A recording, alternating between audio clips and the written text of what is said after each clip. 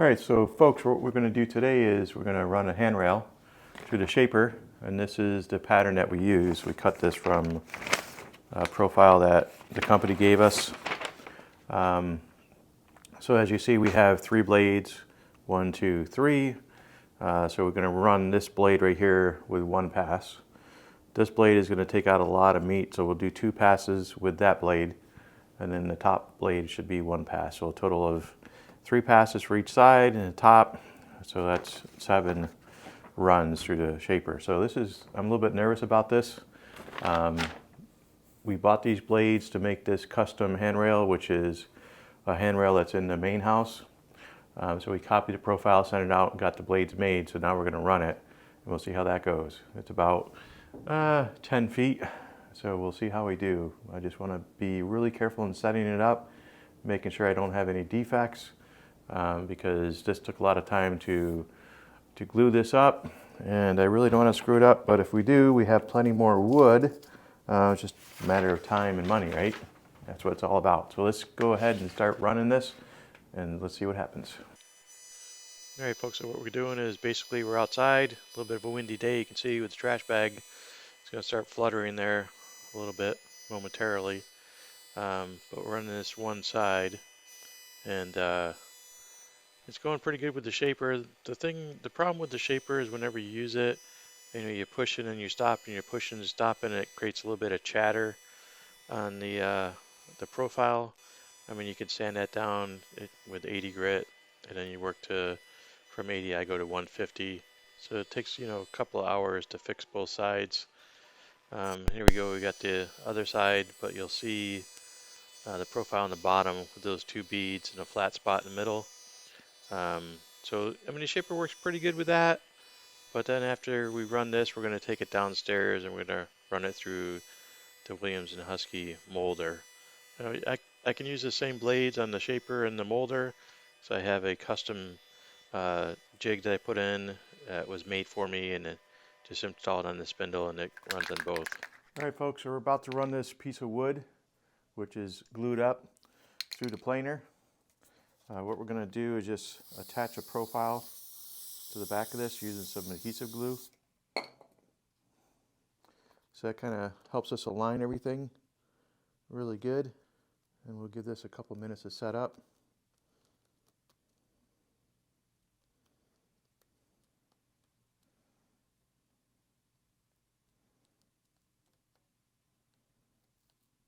I should probably put some glue on the lumber itself, so that helps it adhere a little bit better.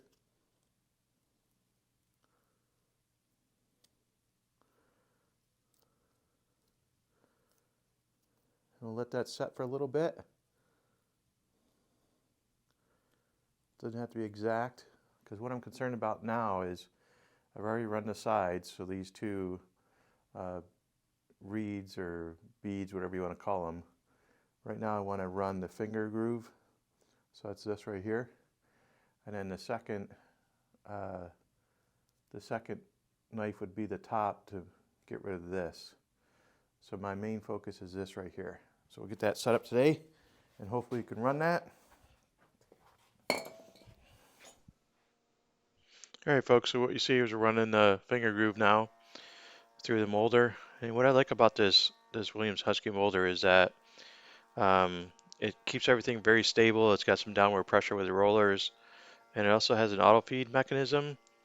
This piece is a little bit weighty, so the auto feed kind of struggles with it, and plus there's not much surface area for the rollers to adhere to, so it does require a little bit of pulling it, and it just takes a little bit of experience to mimic the speed of the auto feeder, because if you go too fast, you're going to get chatter. You go too slow, you're going to get burned. So, you'll learn that through experience. It's not that difficult to do.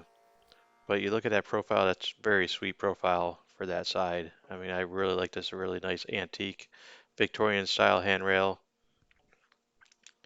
And what we're going to do is just kind of making sure the air filtration system's working pretty good. There's some chips whenever you run it. You just want to make sure you pop that open and clear any chips out. So that's coming out pretty good. So now let's do the same on the other side, which will be wonderful. All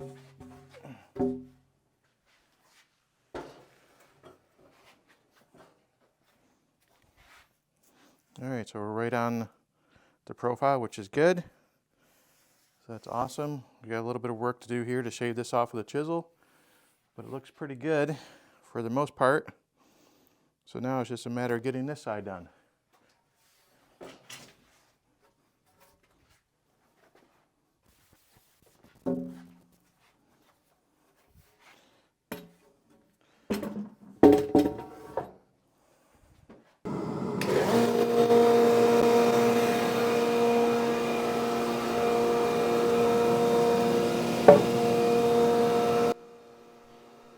Alright, so as you see, we're doing the opposite side. We're running it through the molder. The good thing is we didn't have to change any blades or things of that nature. It actually aligned really well. So just push it through. The one thing with this side is I took a little bit more meat off to get closer to the paper profile that you've seen. So that does put a little bit of pressure on the molder. And what it did was, I just had to kind of guide it a little bit more and pull it a little bit more strength there to kind of get it through. You see I'm using both hands and kind of leaning into it to pull it through. That's what happens when you have to, use a piece of wood like this that goes down a little bit of depth, and plus there's not much surface area for the rollers to grip on. So that happens, but I'm very happy with the profile. It's coming out nice. I mean, with this particular handrail, you got, 3 blades, so you got to run the bottom section with the 2 beads, the fingernail or finger groove section, and then get rid of the top. So you can see now we got both sides done, and this looks really good. So I'm very happy with it. Just a little bit of chisel work and some sanding to do, and next thing you see, what I'm going to do is prepare to get this top shaved off and get a more rounded oval edge. But this is looking really, really good.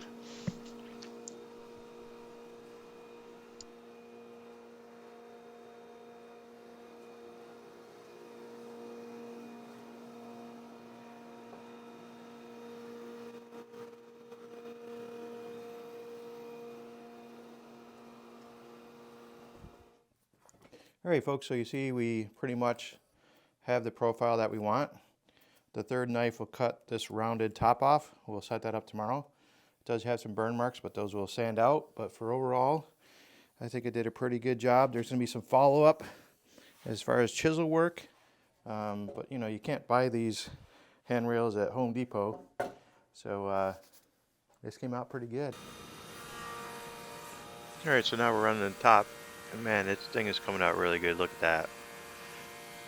That is a really good looking Victorian handrail. So it looks a little bit weird because you see the split in the middle. There's like a little bit of difference in length on each side. Don't pay attention to that. You'll see later on in the video when we install it. Looks really good after it's all sanded and so forth. But I'm very happy with this style, man. It was kind of hard to find. It mimics the stuff we had in the main house. I had to do a lot of measurements and things of that nature, send it out to the company, get it profiled. I didn't really want to cut that staircase out. All right, folks, so what we did is we ran the handrail, as you can see downstairs, and we did install it. So I just want to give you a quick look at what it looks like, so you kind of see the end to end. All right, so look at this thing. This is gorgeous. Look at that newel. That newel is beautiful.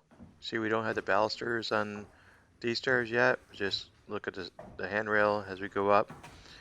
You see the other newel, a little bit different because that's the non-money floor, so to speak. So you can see the handrail profile. Got some balusters we need to put on the end there. Hey folks, so there you have it. Handrail installation. A little bit of a challenge, but we got it.